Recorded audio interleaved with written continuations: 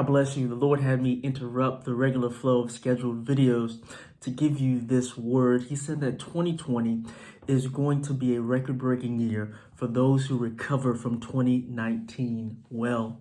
In 2019, there may have been some loss. There may have been some things that you lost, people that you lost, opportunities that you lost, relationships that you lost. There may be some things that you dropped that you didn't handle well. There may be some ideas for how 2019 should have been and what you should have been able to do and what you should have been able to accomplish. But when things don't go the way that you intend for them to go, it's very important to recover from that regret.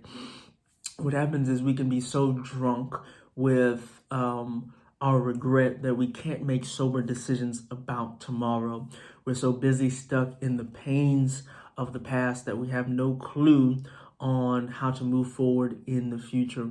And so one important key as you move on deeper into this new year is to let go of the regrets about last year and that you properly heal from what you experienced in 2019 because that season is now over. And so there's nothing we can do about what happened or what we could have done and all of that. And sometimes we're so focused on trying to imagine a new reality when we don't even have the power to do that. We can't make reality from our imaginations. So we have to look forward. And instead of saying what should have been, right, we have to take time to say, well, this is where I am now. This is what God is showing me. And this is where we are going. If you are unable to let go of your ideal vision for 2019, it will be difficult for you to have God's vision for 2020. And sometimes when we go through things or even when we make mistakes, we blame God and we look at God and say, look at what you made me go through. Look at what you made happen. Look at this, look at that. And all the while, he's trying to show us things. He's trying to speak to us. He's trying to bring us to a different position.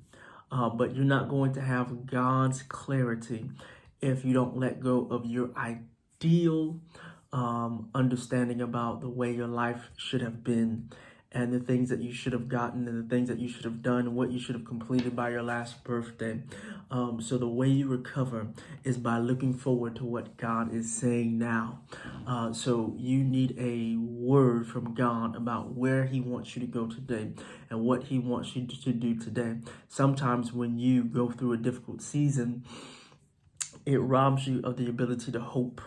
And not only does it take your ability to hope, it takes away your reason for living. It takes away the purpose, your sense of purpose that God has placed in you. But remember that you were created for a time such as this, and you were born for an hour that is called now. And so you can't live your life thinking simply about your pain and thinking about what you went through. You have to have a reason to move forward, and that reason is Jesus Christ and the purpose that he handed over to you to manage. So one of the ways that you recover is you remember the purpose that God placed you on earth for, right? You remember why you're here.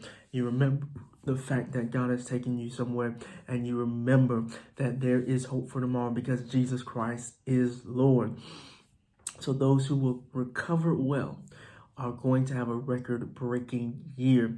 If you believe that, go and talk to God to see what his specific word for you is in 2020.